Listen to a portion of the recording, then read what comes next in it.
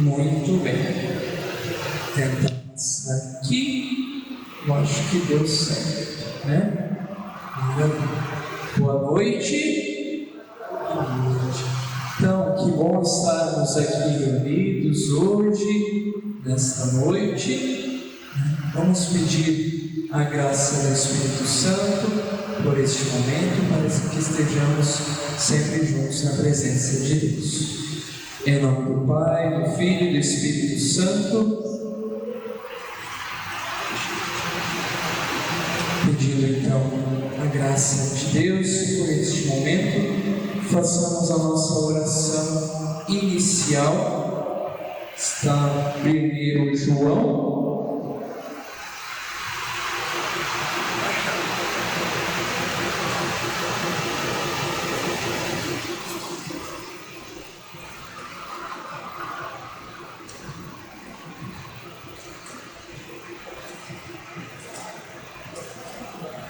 Quatro, 10 a 16.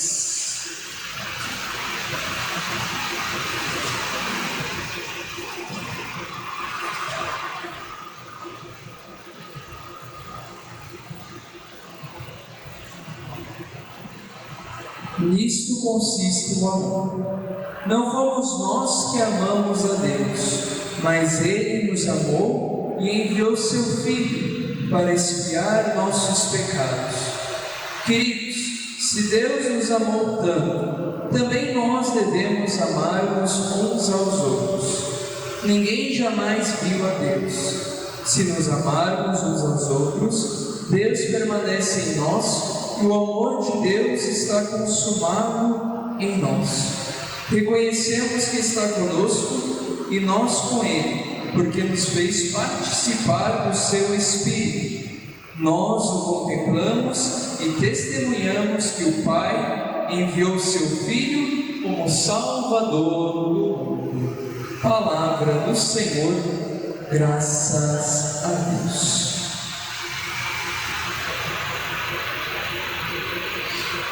Passagem bem breve, mas bem conhecida também, porque nos lembra nas cartas de João: Deus é amor. Deus é amor.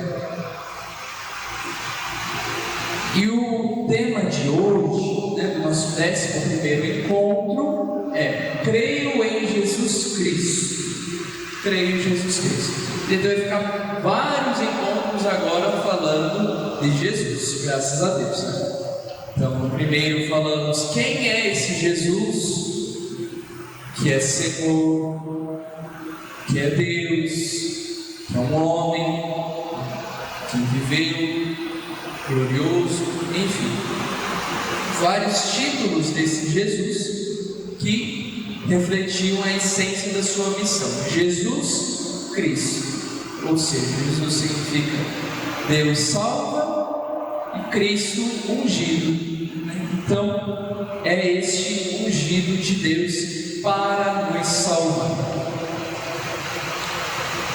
Recapitulando, então, já vimos os outros encontros. O primeiro artigo: creio em Deus Pai Todo-Poderoso, Criador do céu e da terra. Vimos já o segundo artigo, que é: creio em Jesus Cristo, seu único Filho, nosso Senhor.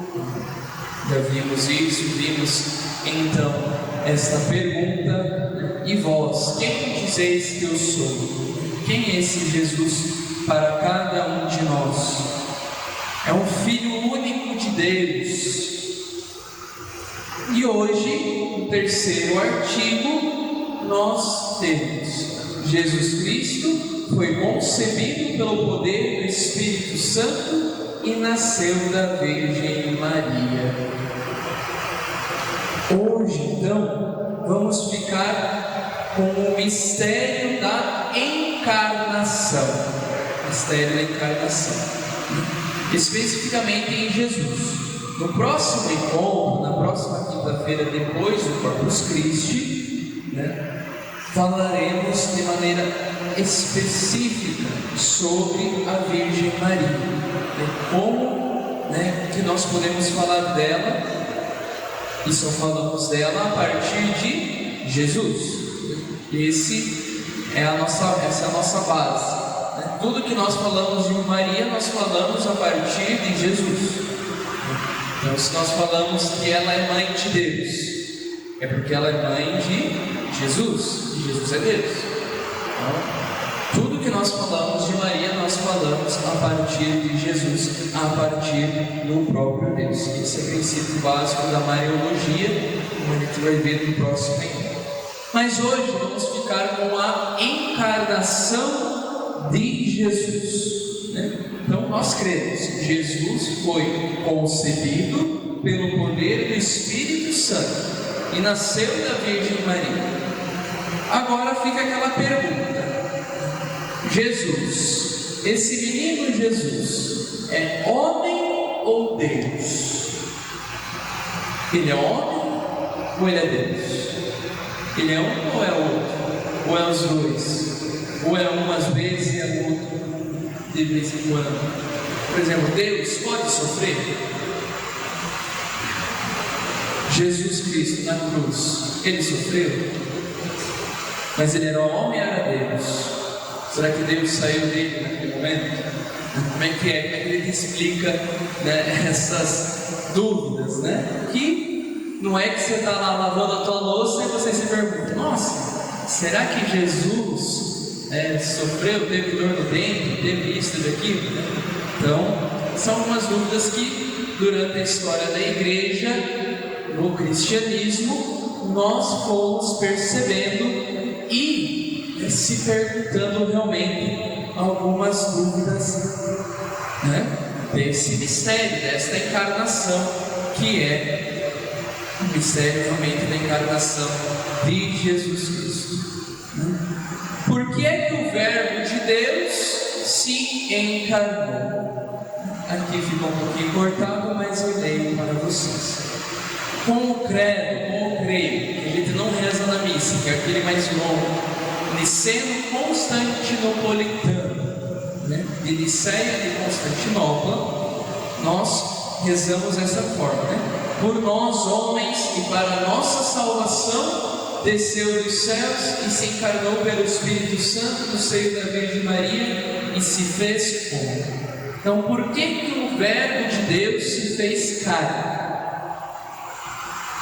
Por nós e para a nossa salvação. Então, o Verbo de Deus se fez carne para a nossa salvação. Quem é o Verbo de Deus? Jesus. Então, no princípio do mundo, estava lá o Pai, o Filho e o Espírito Santo, desde o princípio. Então, Jesus, enquanto Verbo encarnado, enquanto princípio e fim, ele sempre existiu. Mas o evento de Jesus Cristo se deu na encarnação, né? Lá no Natal, né? Como tinha aqui a imagem do menino Jesus. Então, o Deus Todo-Poderoso que estava junto do Pai, né, se fez uma criança. Aquele que é co-criador do mundo foi também gerado, né, pelo seio da Virgem Maria, né, se encarnou pelo Espírito Santo no seio da Virgem Maria. Então o Verbo se fez carne. Nós temos a encarnação de Jesus no meio de nós, justamente para nos salvar, para nos reconciliarmos com Deus. Quando a gente estava falando dos outros encontros, a gente falava, né, da história da salvação, né, de como Deus preparou todo este mundo com amor, com carinho, né, criou também o ser humano, mas o ser humano, né, acabou se desviando do caminho pela sua liberdade, né, escolheu ser maior do que Deus e assim se afastou de Deus, se afastou do amor, né, abraçou o egoísmo. E Deus, desde esta queda, tentou fazer alianças com o ser humano, e fez várias, né? Só que Deus sempre permanecia fiel, né? O tempo todo Deus permanecia fiel com aquele povo, mas o povo, né, continuava, né, caindo, tropeçando e não dando muita vez a este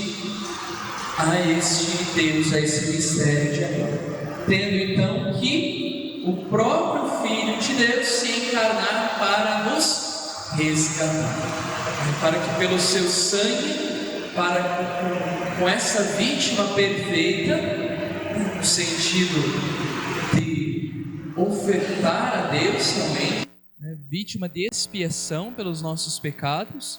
Então, nesse Jesus Cristo que nós temos então esta reconciliação perfeita com Deus, feita uma vez por todas. E todos nós em Jesus Cristo somos salvos também na medida em que professamos essa nossa fé e que vivemos também por obras, né, de caridade, de esperança, né, tendo fé neste nosso Deus. O Verbo de Deus se fez carne, então, para que conhecêssemos o amor. Para que conhecêssemos o amor. Deus, né, em sua infinita misericórdia, em sua infinita bondade, se fez um de nós para que conhecêssemos o amor.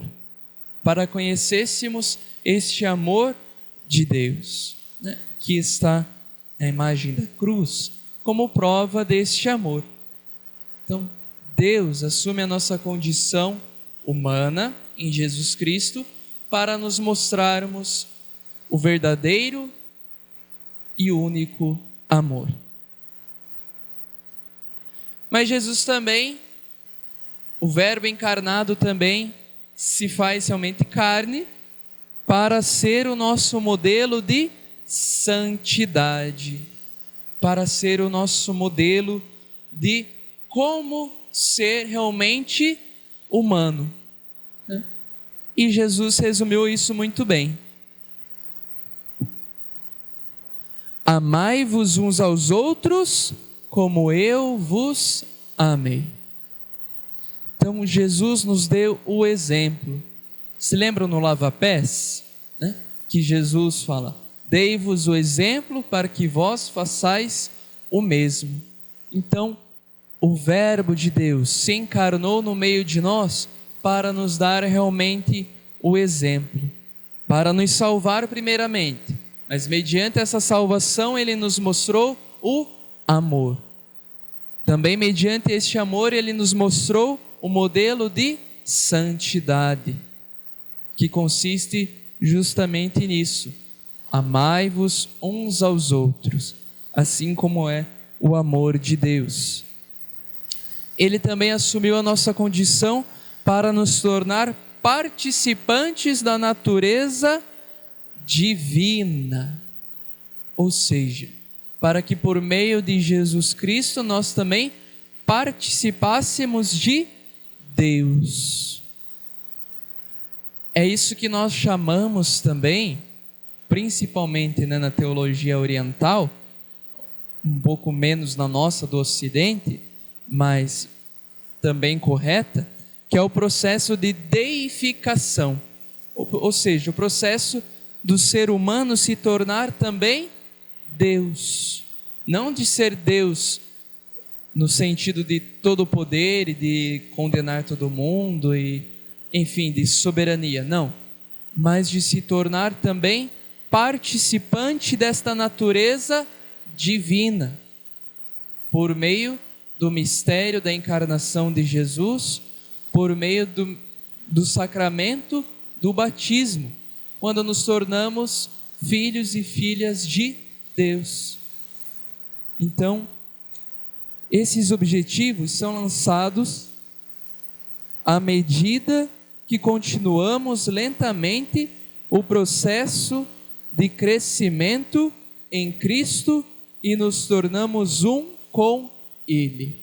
Então, na medida em que vamos caminhando, em que vamos crescendo, né, neste amor de Deus, nesse processo que vamos nos configurando a Jesus, nós vamos participando cada vez mais de Deus, do próprio Deus.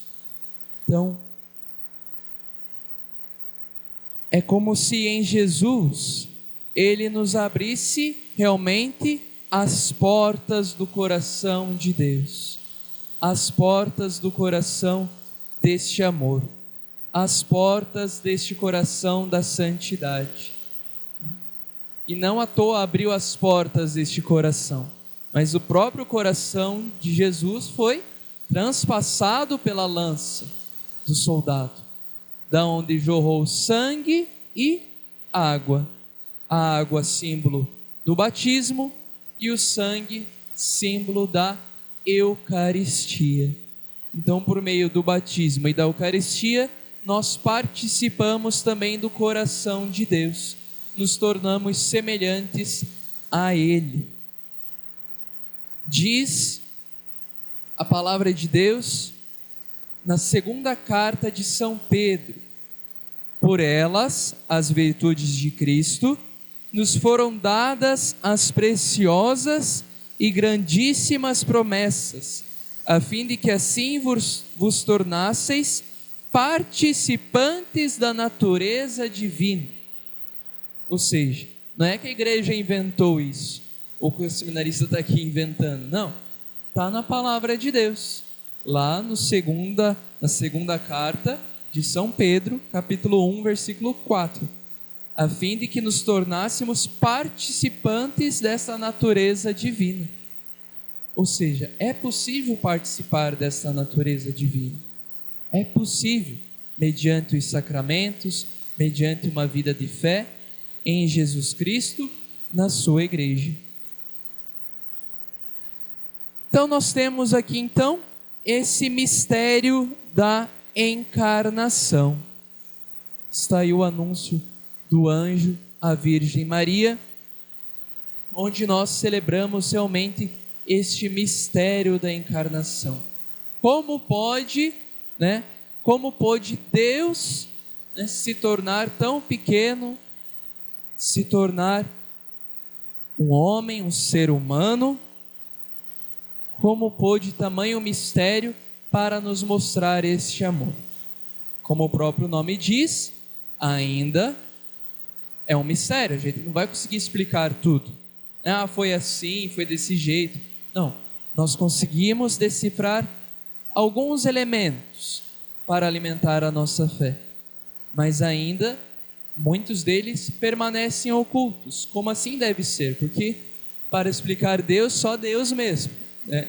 Então, para conhecermos realmente este mistério, nos falta ainda muita fé, né? Para acreditarmos neste tão precioso dom que Deus nos deu, de assumir a nossa condição e nos mostrar este amor, esta salvação, esta santidade e esta natureza divina acessível também a cada um de nós. Diz o compêndio do Catecismo, a igreja chama de encarnação o mistério da admirável união da natureza divina e da natureza humana na pessoa divina do Verbo. Então, o que é encarnação? É este mistério da união da natureza divina e da natureza humana em uma só pessoa, em uma só pessoa divina do Verbo de Deus. Então, isso é encarnação. Deus que assumiu a nossa carne, assumiu a nossa condição humana, em uma pessoa, o Verbo. Então, nós temos a Santíssima Trindade, Pai, Filho e Espírito Santo. O Filho tem duas naturezas, humana e divina. Mas não quer dizer que são dois Jesus, né? Um Jesus que é humano, outro Jesus que é divino. Não, é uma só pessoa. É uma só pessoa. Por isso, uma vez dado esse mistério da encarnação, Jesus está para sempre, o Verbo está para sempre encarnado, né? Foi o que nós celebrávamos há pouco na ascensão de Jesus. Ou seja, Jesus subiu aos céus de corpo e alma. Então, o Padre mesmo falava, no coração de Deus bate um coração humano também, semelhante ao nosso. Porque não é que Jesus fala, não, agora vamos desfazer tudo isso, né? Vocês já viram como que é, eu já mostrei para vocês. Não. Uma vez assumida a nossa condição, Ele a assumiu para sempre. Para sempre. Para nos dar realmente este modelo de amor e de santidade. E, como resumo de tudo isso, nós temos o hino cristológico, né, que nós já lemos aqui algumas vezes, se não estou enganado, no primeiro, no segundo encontro, mas não custa nada relê-lo, né? Tende em vós mesmos sentimentos que havia em Cristo Jesus.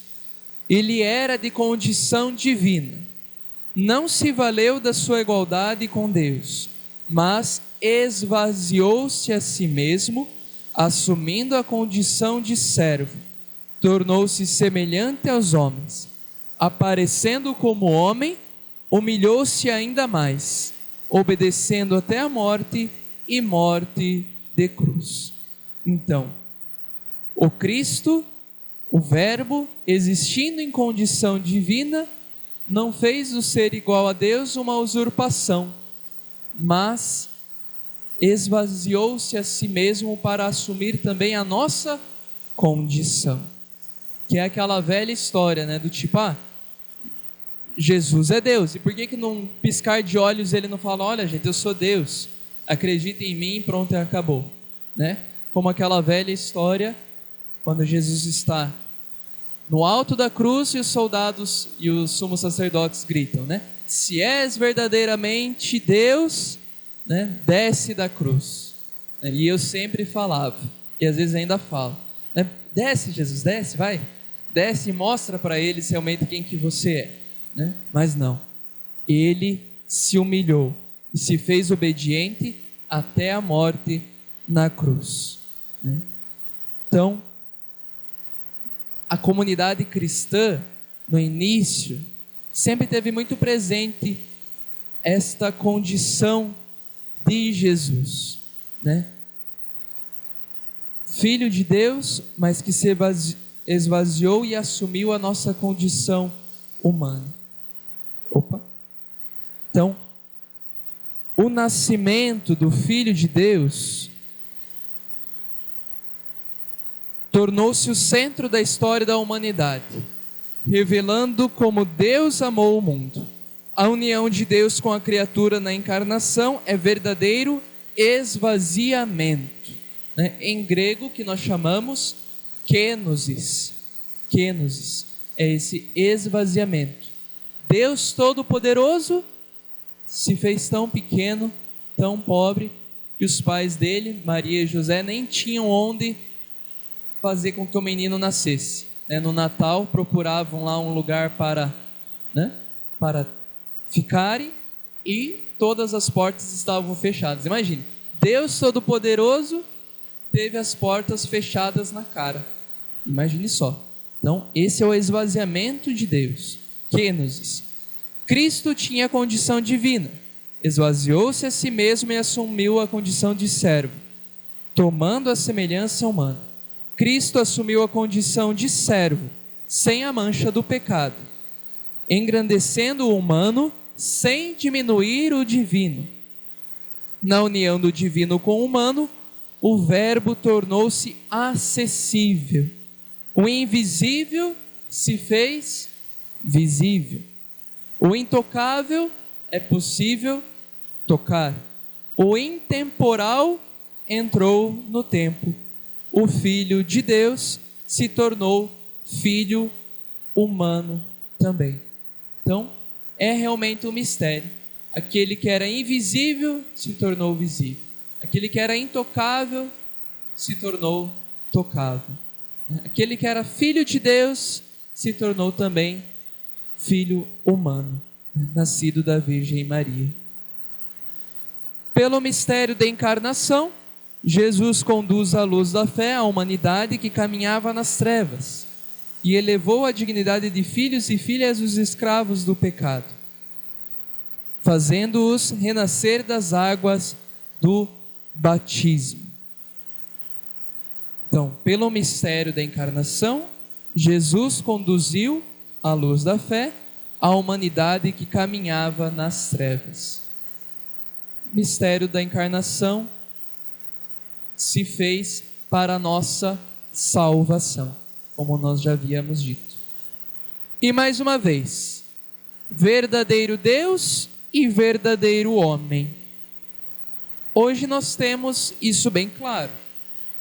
Então, Jesus é Deus e homem ao mesmo tempo. Ao mesmo tempo. De modo verdadeiro, ele é Deus e homem. Mas isso, no início do cristianismo, não foi tão claro assim. Como também para nós algumas vezes não é. A gente fica pensando, nossa, mas será que Deus sofreu? Será que aconteceu isso? Será que Jesus tinha sentimento? Será que não tinha? Como é que pôde Deus Todo-Poderoso assumir uma carne humana que está tendenciosamente manchada pelo pecado? Como que a gente consegue explicar tudo isso? Então foi no início da igreja que foram sendo formulados alguns dogmas, algumas verdades de fé. Mas só foram depois de algumas discussões, depois de algumas heresias, por assim dizer. O que é uma heresia?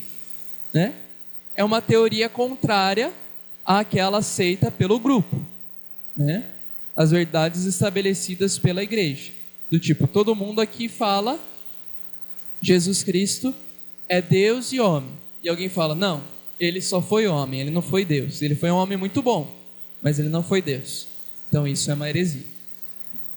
Então, formularam-se teorias e outras formas de explicar este mistério da encarnação. Muito bem. Uma delas, vou apresentar sete heresias. Ele não precisa decorar isso, mas só para ter presente em mente. Docetismo. O que essa heresia diz? Dizia que Jesus não tinha um corpo real. Ou seja, Deus não pode sentir fome. Então Jesus não sentiu fome. Deus não podia sentir sede. Então Jesus não sentiu sede. Deus não pode, ter medo. Então Jesus não tinha medo de nada. Então, esses docetas, como nós dizemos, o corpo de Jesus era uma coisa só aparente, era só faz de conta. Está lá escrito que Jesus passou fome, mas era só faz de conta, Não tem como Deus realmente sentir fome. Mas qual que é o problema disso? Quer dizer que então a carne humana de Jesus é só aparente. Então Jesus não morreu de verdade, Porque se é aparente, então Jesus só morreu de mentirinha. Mas se Jesus só morreu de mentirinha, então ele também só ressuscitou de mentira. Então, se nós não acreditamos mais na ressurreição de Jesus, vazia é a nossa fé. Então, para acreditarmos que Jesus nos salvou por sua paixão, morte e ressurreição, é preciso testemunhar e acreditar que Jesus é plenamente humano e plenamente divino. Então, os docetas, criadores desse docetismo, dessa heresia, acreditavam no mistério da encarnação de Jesus e na virgindade de Maria, mas eram moralistas, no sentido que para eles o corpo humano estava intimamente ligado ao pecado, Era coisa indigna do Filho de Deus. Então eles pensavam, não, o corpo é o cárcere da alma, né, como acreditavam as filosofias gregas ao redor ali. Então, como é que Deus pode assumir um corpo que é pecaminoso? Por isso que eles falavam que não, era tudo aparente. Só que não é bem assim, né? Também o adocionismo, né? Dizia que Jesus era filho adotivo de Deus, né? Então, para ele, Jesus não passava de um ser humano, né? De um ser humano que nasceu, mas que em um determinado momento Deus veio e adotou aquele humano, né? Como diz no Salmo, como diz no momento do batismo de Jesus, né? Este é meu filho, eu hoje te gerei. Então, no momento do batismo de Jesus, seria realmente o momento em que aquele homem, Jesus, tinha sido realmente adotado por Deus. Mas aí também nos nega que realmente Cristo se tornou filho de Deus somente por adoção, mas não o era desde sempre. E nós temos um problema também grave, né? Enfim, também temos o arianismo. Dizia que Jesus era inferior ao Pai. Então, uma coisa era Deus Pai, outra coisa é Jesus, o Filho de Deus, que é como se fosse um Deus de segunda classe, né? Então a gente começa a colocar hierarquias, né, em Deus, sendo que é um só Deus, né? Como é que você vai colocar hierarquia, né, em um só Deus? Enfim. Mas aí nós temos a resposta também da igreja, né, pelos concílios ecumênicos. O primeiro concílio ecumênico foi em Niceia, acho que escrevi errado, né? Niceia, né? Em 325, né? Importante falar, concílio ecumênico. O que é um concílio? É uma reunião, né, dos bispos para decidirem algum tema sobre a fé. E por que se dizia ecumênico? Porque reunia todas as igrejas, né? A igreja de Antioquia, a igreja de Éfeso, a igreja que está em Roma, a igreja que está em Corinto, né? Sabe as cartas de Paulo? Cada carta foi destinada a uma comunidade, a uma igreja, né? Então, o concílio ecumênico era a reunião de todas essas igrejas juntas para decidirem as verdades de fé. E o que diz esse primeiro concílio ecumênico, então?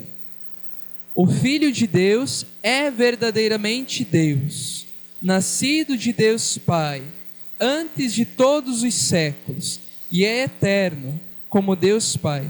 Ele foi gerado e não criado, e é consubstancial ao Pai. Esse concílio declarou, então, que Jesus é Deus de Deus, luz da luz, Deus verdadeiro de Deus verdadeiro, gerado, não criado, consubstancial ao Pai. Ao Pai. Por ele todas as coisas foram feitas, e por nós homens e por nossa salvação desceu dos céus. Vimos aí uma palavra muito importante na profissão de fé, a palavra grega homoiousios, que significa consubstancial ao Pai. O que isso quer dizer? Né? Que Jesus é da mesma substância de Deus, do Pai, né? Substância divina. Então, o Pai e o Filho participam da mesma substância divina. Então, ele é plenamente Deus, assim como é plenamente também humano. Então, no princípio era o Verbo. Então, Jesus não foi adotado. No princípio era o Verbo. Então, o Verbo já estava em Deus. O Verbo era Deus, como nos diz o prólogo do Evangelho de João. Então, de fato, se Cristo não fosse Deus, a sua morte na cruz não teria poder de salvar a humanidade, pois só Deus pode nos salvar. Mas ainda hoje nós temos algumas teorias, digamos assim, que negam certos aspectos deste Cristo. Os testemunhas de Jeová. Depois o padre dá uma palhinha aqui para nós, para nos explicar. Muito bem. Outras 4 heresias. Hoje nós estamos bem de heresia, né? Misericórdia. É bastante coisa, gente. Estou tentando resumir ao máximo possível aqui. Apolinarismo. Se lembra dessa, padre? Dizia que Jesus não tinha alma humana. Nestorianismo. Dizia que em Jesus havia 2 pessoas, né? Uma divina e outra humana. Monofisismo. Dizia que Cristo tinha uma só natureza, somente divina. Monotelismo. Dizia que Jesus não tinha vontade humana ou o querer humano. Do tipo, não tinha fome, não tinha vontade de comer, não tinha vontade disso. Entende? Então, apolinarismo. A pessoa divina do Filho de Deus supria a falta de uma alma humana em Jesus Cristo, né? Também dizia que a alma humana era pecaminosa. Então, eles também pensavam, a alma humana é pecaminosa, né? Nós, no nosso interior, às vezes a gente está pensando e cogitando o mal. Então, Deus não pode assumir essa alma, porque senão ele estaria pensando e cogitando o mal também. Então, a gente, para afirmar uma coisa, eles acabavam negando outra. Então falavam, não, Jesus não pode ter assumido a nossa alma também humana, porque senão ele estaria pensando o mal, desejando coisas ruins, né? Dado que Jesus tem 2 naturezas, humana e divina, no Nesatório, o criador desta heresia do nestorianismo, dizia que Cristo havia também 2 pessoas, uma pessoa humana unida à pessoa divina. Não são 2 naturezas, humana e divina? Então, uma é de cada um, né? Só que não é bem assim, né? Segundo o seu pensamento, uma coisa eram feitas por Jesus Deus e outras por Jesus homem. Tipo, estou com fome. Então é Jesus homem pensando. Vou fazer um milagre. Era Jesus Deus fazendo. Então ele dividiu a pessoa de Jesus em 2, né?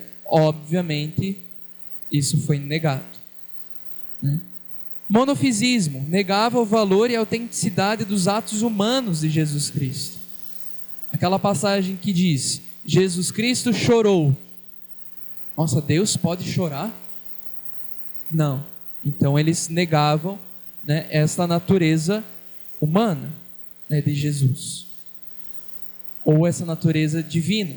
No caso, como é que Jesus, né, como é que Deus pode ter chorado? Não, só foi Jesus no sentido humano que chorou, não foi Deus. Lógico que isso também foi negado. E o monotelismo ensinava que em Cristo havia somente a vontade divina. Desaparecia assim o querer humano de Jesus, né? Do tipo, Pai, se for possível, afasta de mim este cálice, né? No Horto das Oliveiras, Jesus, a gente não sabe distinguir ali o que era o que, né? Se era o querer humano, se era o querer divino, por causa que são juntos. A gente já vai ver isso. Mas, então, realmente, aquele querer humano de Jesus também existia. Era um só querer, na verdade, né? E isso foi o que o Concílio Ecumênico de Éfeso, em 431, definiu. Unidas em Jesus Cristo, na época da encarnação, foram 2 naturezas, a divina e a humana, e que se deve confessar Jesus Cristo como verdadeiro Deus e verdadeiro homem, e a Santa Virgem Maria como portadora de Deus, Theotokos, né? Ou seja, mãe de Deus, porque Jesus é humano e divino. Tudo isso para dizer uma simples frase, né? Simples frase. Como eu disse, para nós hoje é muito fácil dizer, Jesus é humano e divino. Mas até mesmo minha mãe, que às vezes assiste os vídeos também, né? Ela falava de Maria, assim, né? Falava de Nossa Senhora. Maria é mãe de Jesus, não é mãe de Deus, né? Como é que pode ser mãe de Deus, se Deus é todo-poderoso, né? E veio antes de Maria? Então, calma, a gente já vai entender, né? Então, realmente, a gente tem essas dúvidas, é normal, né? Então, basta realmente percebermos isso, que fez parte da história da humanidade, do cristianismo, né? Depois o concílio de Calcedônia também afirmou: nosso Senhor Jesus Cristo é Deus perfeito, e como Deus, ele nasceu eternamente de Deus. Como homem, ele nasceu da Santa Virgem, e em todos os sentidos é como nós, exceto no pecado. Através da encarnação, nascimento da Santíssima Virgem, a divindade e a humanidade são unidas nele como uma única pessoa, infundida e imutável, assim refutando Eutiques, indivisível e inseparável, refutando Nestório, que são os criadores das últimas heresias, como a gente disse.